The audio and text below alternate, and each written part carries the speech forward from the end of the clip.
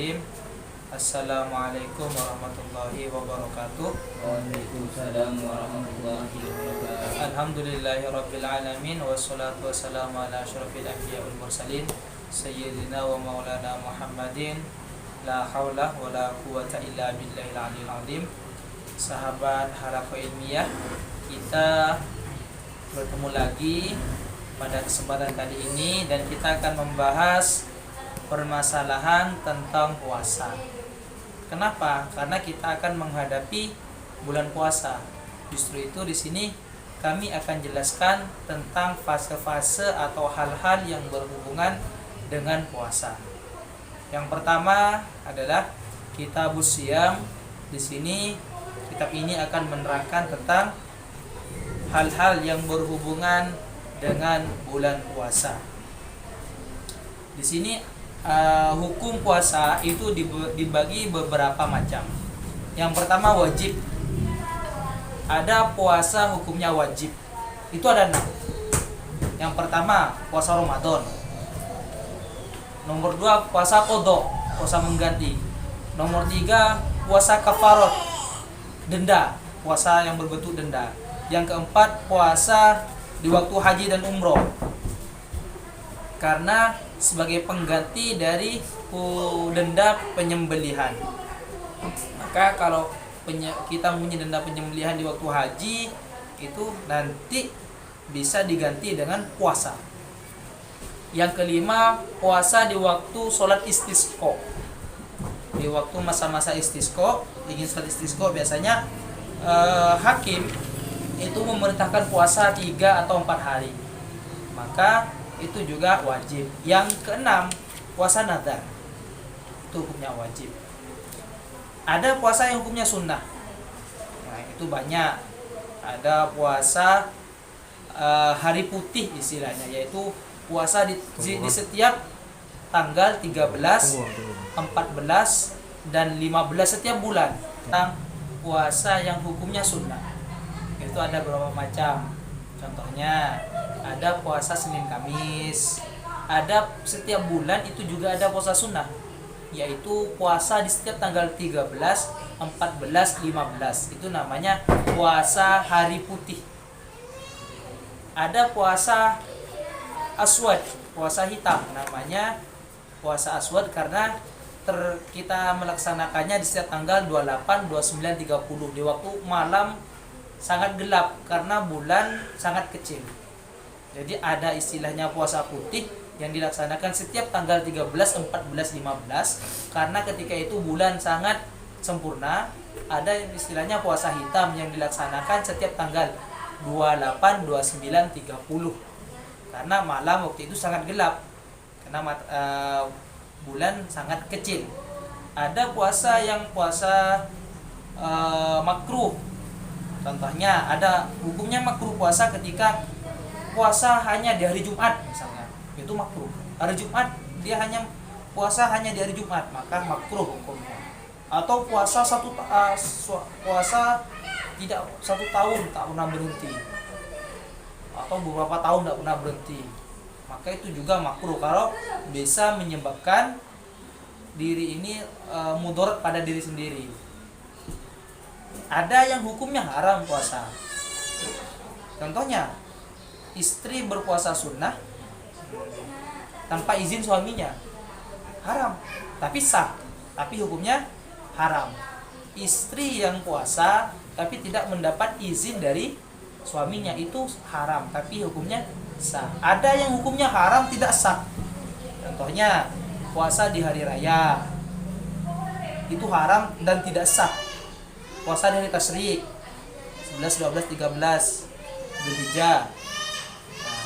Ada lagi yang haram puasa di tanggal 16, 17, 18 sampai akhir bulan Sya'ban.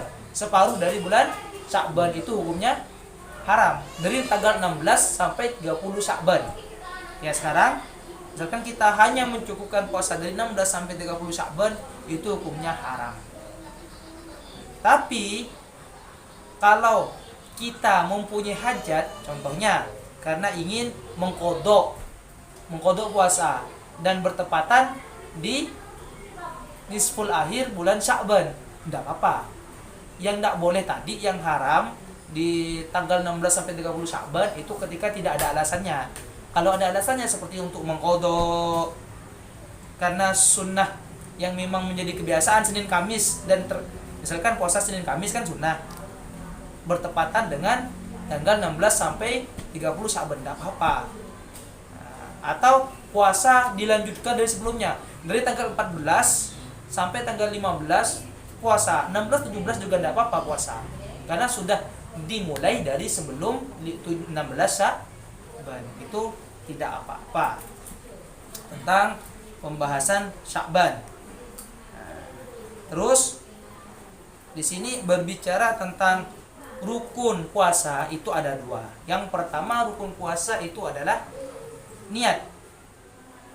Wajib niat, baik fardhu ataupun sunnah. Tapi di sini ada beda pendapat waktu niat puasa fardhu dan waktu niat puasa sunnah. Kalau puasa fardu, maka wajib niatnya itu harus ada di antara setelah sholat maghrib dan sebelum adzan subuh. Adzan subuh maksudnya keluar fajar shadiq. Jadi wajibnya niat puasa wajib itu dimulai dari setelah sholat maghrib sampai sebelum keluarnya fajar shadiq atau ditandai dengan adzan subuh. Tuh, misalkan niatnya setelah sholat subuh, maka puasa wajibnya tidak sah. Kalau puasa sunnah, misalkan Senin Kamis kita mau puasa, ternyata kita niatnya di jam 7 pagi, atau kita niatnya pokoknya sebelum sholat duhur, maka itu sah. Jam 9 pagi tidak apa-apa, sah. Misalkan kita lupa tadi niat di waktu sebelum subuh, tidak niat puasa sunnah Senin Kamis, tidak apa-apa. Niat yang penting sebelum tergelincirnya matahari, sebelum sholat duhur. Itu. Terus di sini yang rukun yang kedua adalah meninggalkan sesuatu yang membatalkan, yang banyak. Di sini makan, segala sesuatu yang menyebabkan puasa itu batal, maka harus ditinggalkan. Terus selanjutnya di sini pembahasannya adalah tentang tata cara niat. Kadang ada seseorang itu niat di awal puasa niat 1 bulan. Ada biasanya. Ada seseorang niat puasa niat 1 bulan full, bukan per hari. Maka itu menurut mazhab Syafi'i itu tidak boleh. Puasanya batal. Yang boleh seperti apa? Yang boleh itu gambarnya begini. Ini pendapat Imam Malik. Yang memperbolehkan niat puasa 1 bulan itu adalah pendapat Imam Malik. Caranya kita sebagai mazhab Syafi'i untuk bisa memakai pendapat ini, caranya adalah yang pertama yang harus dilakukan itu ketika di awal kita niat 1 bulan full,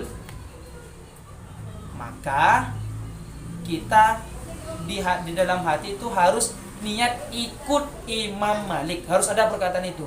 Saya niat puasa 1 bulan mengikuti pendapat Imam Malik. Harus seperti itu. Harus ada kata-kata mengikuti pendapat Imam Malik ketika niat di awal 1 bulan. Dan yang kedua, ketika di hari kedua atau ketiga, di hari kedua dia ingat, di hari ketiga dia ingat, maka tetap ketika dia ingat di hari kedua dan hari ketiga tetap wajib niat puasa. Ketika di hari keempat dia lupa, tidak berniat, maka ditutupi oleh niat yang 1 bulan tadi di awal. Paham ya? Itu paham. Jadi caranya ada 2. Yang pertama, niat 1 bulan diniati ikut pendapat Imam Malik. Yang kedua, ketika dalam posisi ingat, misalkan di hari ketiga atau keempat atau kelima itu masih ingat, maka tetap wajib niat. Jangan sampai dianggap cukup dengan niat 1 bulan, tidak boleh. Yang boleh maksudnya ketika lupa. Kalau masih ingat tetap wajib niat per hari. Kalau misalkan tanggal 5 dan 6 lupa, maka itu tidak apa-apa, ditutupi oleh niat puasa yang di awal tadi. Itu tentang masalah niat puasa yang sering dibahas. Terus selanjutnya hal-hal yang dimakruhkan ketika berpuasa. Kalau yang membatalkan banyak ya. Banyak yang membatalkan, yang kita pahami itu banyak hal-hal yang membatalkan puasa. Nah, kalau hal-hal yang membatalkan puasa itu banyak. Tapi yang makruh ini jarang kita pahami.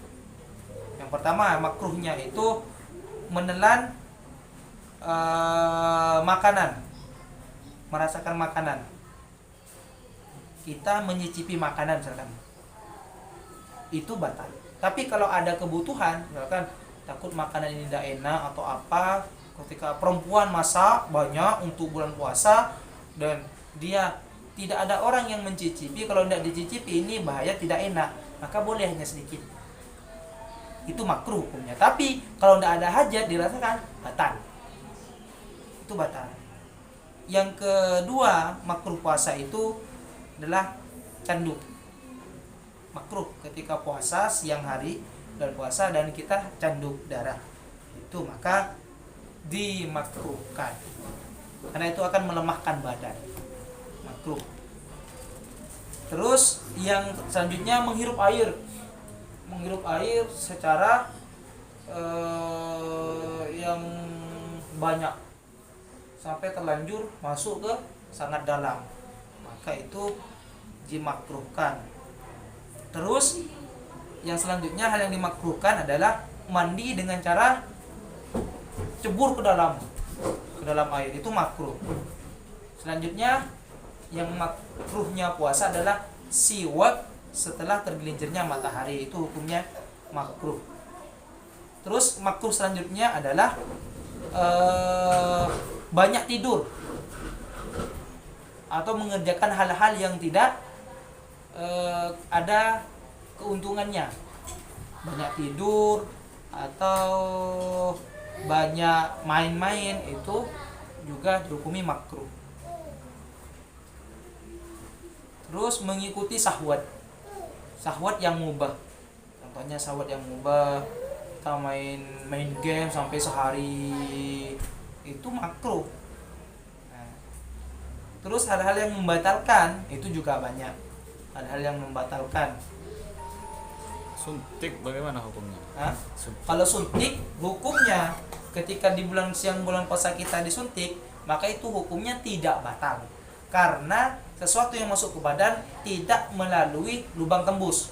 Lubang tembus seperti hidung, mulut, kuping. Nah, kalau sesuatu masuk dari hidung, mulut, kuping, lubang dubur, maka itu batal. Tapi kalau melalui jarum suntik, itu kan tidak masuk dari bagian ini, maka itu tidak apa. Paham ya sudah ya? Hukum suntik di siang bulan puasa itu tidak batal karena sesuatu yang masuk ke badan bukan melalui lubang tembus hidung, mulut, kuping, dubur. Nah, itu banyak hal-hal yang membatalkan. Di sini juga hal-hal yang membatalkan puasa. Banyak. Murtad, haid, gila, mabuk, itu membatalkan semuanya. Jima itu batal semuanya. Terus pertanyaannya apa? Mun anu roh. Apa? Ale colek kopeng elong, Jepang kan tak le. Apa itu hukumnya loh? Kalau memasukkan sesuatu ke hidung, kalau hanya sekedar bagian luar itu tidak batal. Tapi kalau sampai bagian dalam, terasa bagian dalam itu batal. Apalagi pakai ketembat kuping, batal. Hidung ditusuk dengan tangan sampai agak dalam, batal. Kenapa?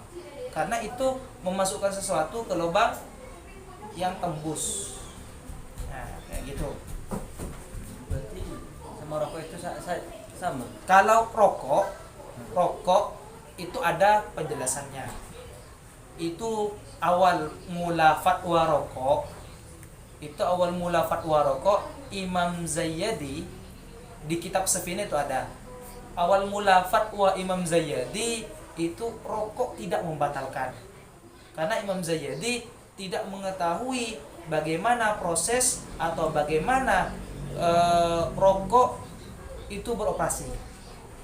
Akan tetapi fatwa itu dicabut lagi oleh Imam Zayyadi dan mengatakan bahwasanya merokok itu batal ketika Imam Zayyadi sudah mengetahui bahwasanya di asap rokok itu ada ain, ada benda. Di asap rokok ketika melekat di tempat rokok itu kan ada lampat-lampat kuning, ada bekas-bekas kuning. Sisa-sisa ada di asap rokok itu biasanya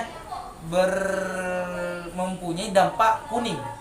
Nah, dari itu Imam Zayyadi berpendapat bahwasanya rokok itu juga membatalkan karena di asap rokok yang dihisap itu ada ain, ada benda yang ikut, ada dampak benda yang ikut di asap rokok. Maka Imam Zayyadi mencabut fatwanya yang mengatakan awalnya itu boleh menjadi tidak boleh, karena dia sudah mengetahui ternyata proses rokok itu ketika dihisap, di asapnya itu ada benda, memang.